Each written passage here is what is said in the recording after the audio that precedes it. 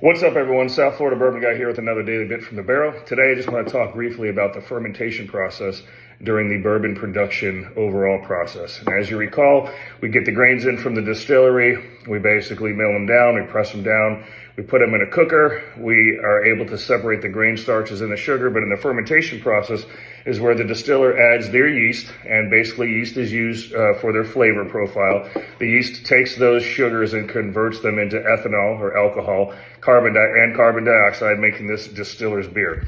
Every distiller's got their own yeast. I'm going to use an example of Four Roses. They use 5 different yeast strands. They've got 2 different mash bills. They come up with 10 different recipes. And on their bottles, you can always tell kind of what part their recipe is. They have a recipe code. There's like 4 letters, and I'll bring this close here. If you can see the bottom here, it says OBSV.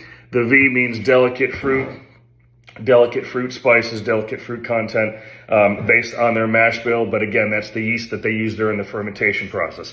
Fermentation process takes anywhere to 3 to 4 days before they go into the distillation process. I'm going to put a couple different pictures on this video from just bourbon distillery tours I've taken. There's wood fermenters, there's steel fermenters.